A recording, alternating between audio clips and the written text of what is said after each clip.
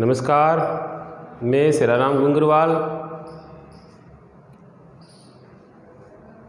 श्री राम गोपाल गाड़ोदिया उच्च प्राथमिक आदर्श विद्या मंदिर। आज हम विज्ञान में कक्षा 6 पाठ 8 शरीर की गति के बारे में अध्ययन करेंगे। पिछले वीडियो में हमने शरीर की गति कौन सा भाग गति करता है, कैसे करता है, उसके बारे में हमने अध्ययन किया था और मानव शरीर की उसकी अन्य गतियों के बारे में भी पढ़ा था। आज हम पढ़ेंगे संधि। पहले हम देखते हैं संधि किसे कहते हैं।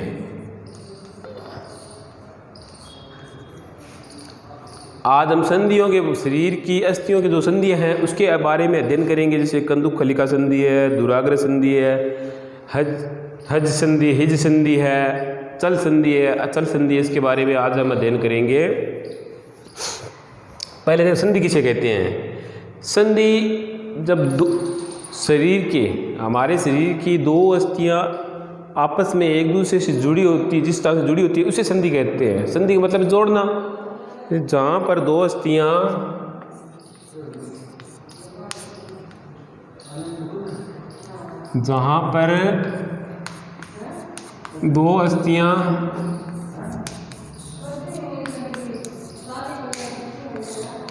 जैसे हमारी अंगुलियां ये 1 2 इसमें 3 हमारी अंगुलियां हैं, मुट्ठी बंद होना खुलना, ये हमारा हाथ है, गर्दन है। जहाँ पर एक दूसरे से जुड़ी हुई होती है, ये एक दूसरे से जुड़ी हो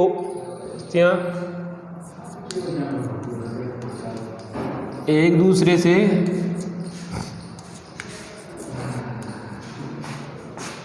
जुड़े हो उसे संधि कहते हैं।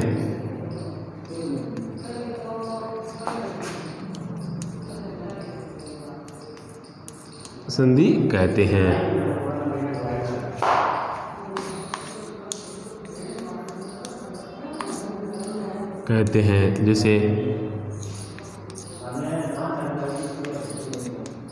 जैसे हाथ की अंगुलियां मैंने भी बताया था, हाथ पाँव की अंगुलियां,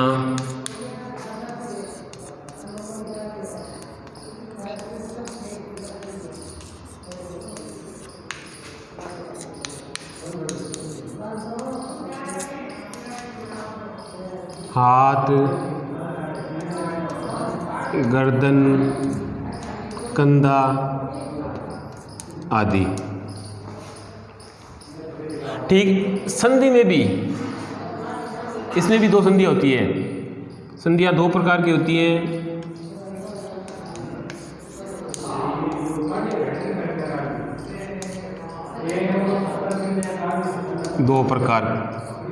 संधियाँ 2 प्रकार की होती है।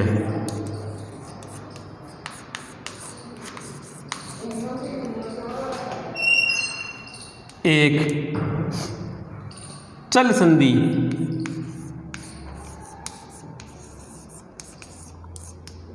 चल संधि जो हमारे शरीर की अस्थियां गति करती हैं उसे चल संधि करती हैं। जैसे हाथ है, पैर है, जो अस्थियां गति करती है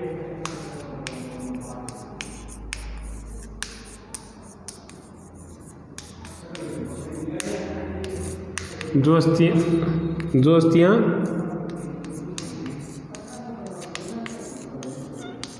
गति करती है उसे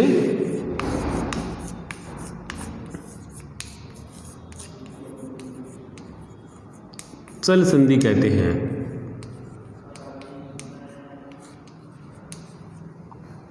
जैसे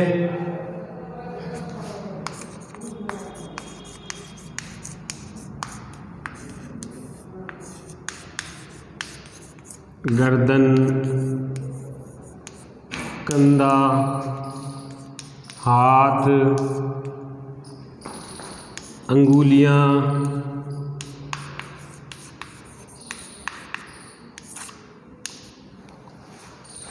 नंबर 2 है अचल संधि।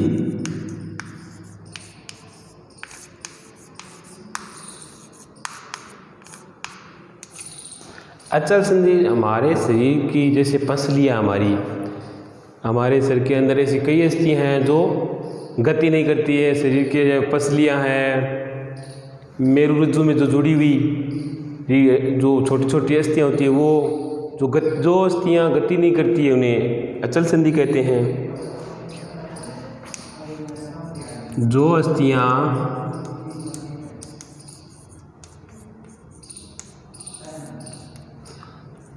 अस्थियाँ गति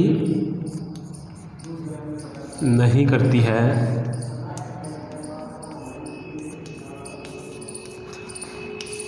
उसे अचल संधि कहते हैं।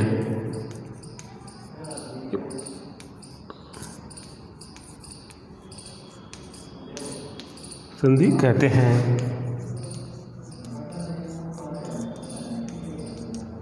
जैसे जबड़े के ऊपरी हिस्सा, ये हमारा मुंह है। जब हम अपना मुंह खोलते हैं तो नीचे वाला हिस्सा तो हम आसानी से हिला सकते हैं, पर ऊपर वाला हिस्सा हम नहीं हिला सकते। तो ये हो गई अचल संधि। हमारी फसली है वो अचल संधि में आती है आदि। अब संधियों में हम चलते हैं। ये तो हमारा तो नॉर्मल संधि किसे कहते हैं। संधियाँ दो प्रकार की होती है, सल संधि, अचल संधि। आगे अब हम पढ़ते हैं संधि के बारे में। कुछ संधियाँ ऐसी है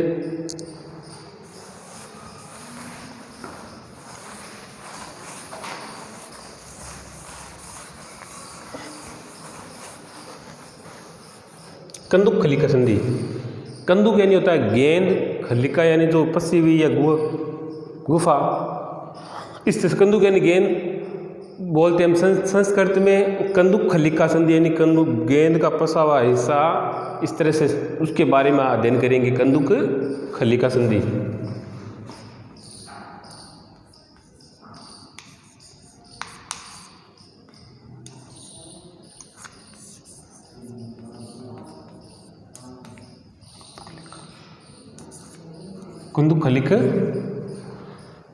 कंदुक खलिका संधि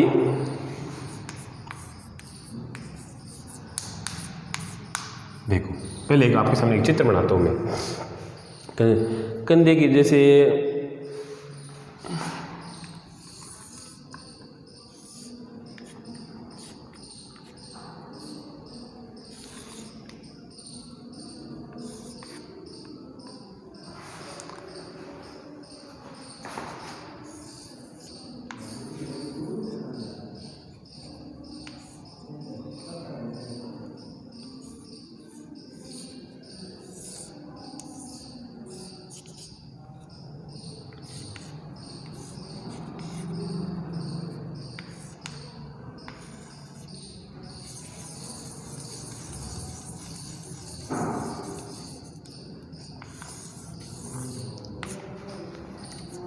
ये कटोरी, गेंद, बेलनाकार कागज का बेलन।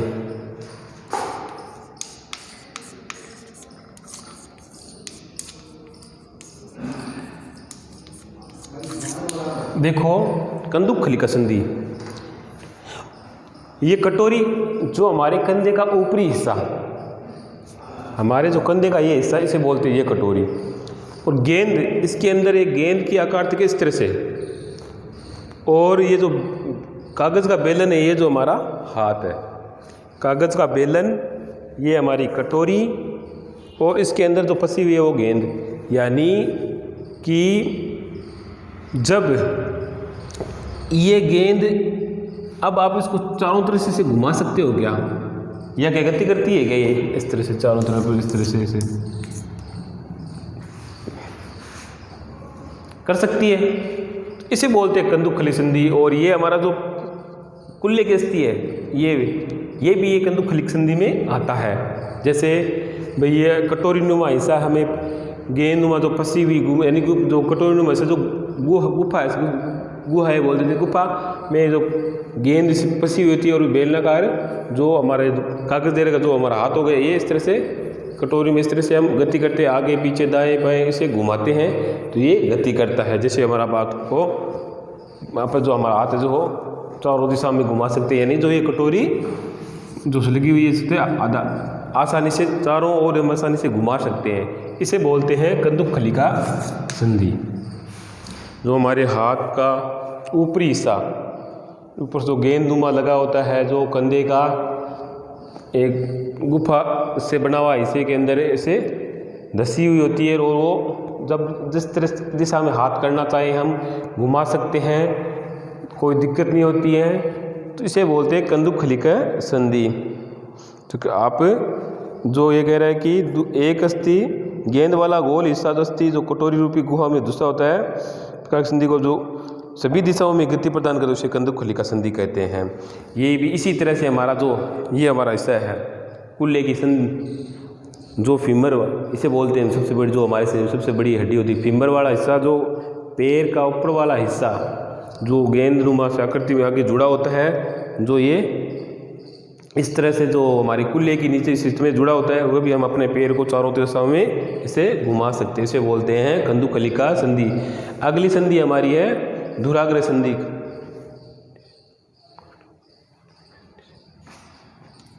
अब इसे कंधे के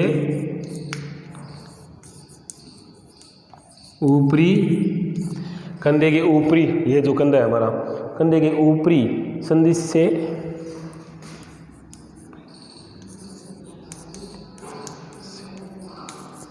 हाथ का जुड़ा होना, हाथ का जुड़ा होना,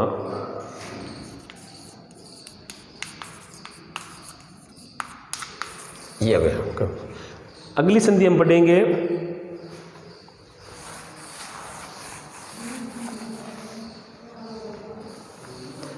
धुराग्र संधि। धुराग्र चारों तरफ घुमाना, इसी तरफ धुराग्र संधि।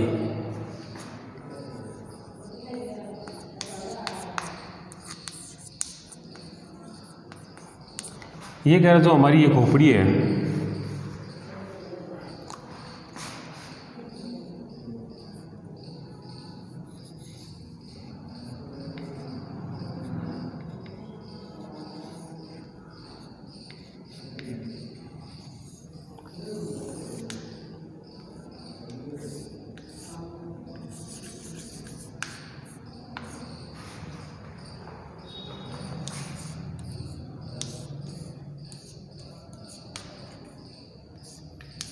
ये धुराग्र संधि इसे बोलते हैं। इसे जो इस हिस्से से जुड़ा था है।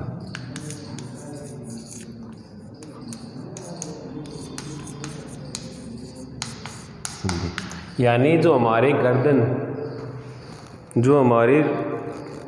होता है,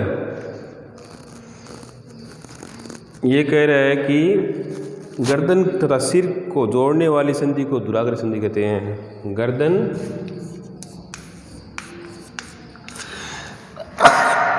तथा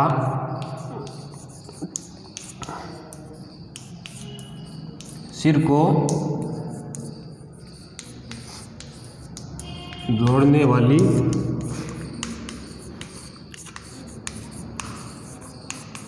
संधि को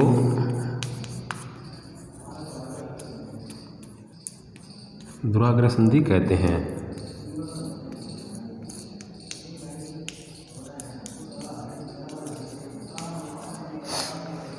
गर्दन तथा सिर को जोड़ने वाली जो ये हमारी अपने सिर को इस तरह से दाएं बाएं आगे पीछे जिस तरह से आसानी से घुमा सकते हैं, उसे धुराग्र संधि से टिकी होती है, और इस तरह से उसे घुमावना है।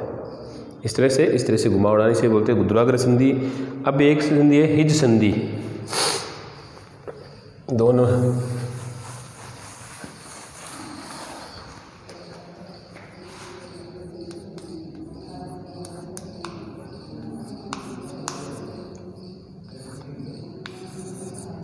हिज संधि। 3 नंबर संधि हिज संधि। हिज संधि जो एक दिशा में गति होने देता है, जो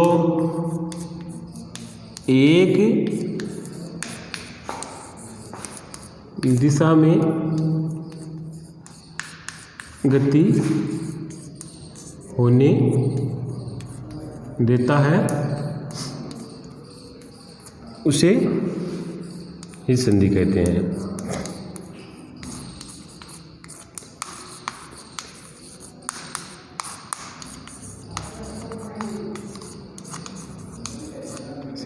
कोहनी,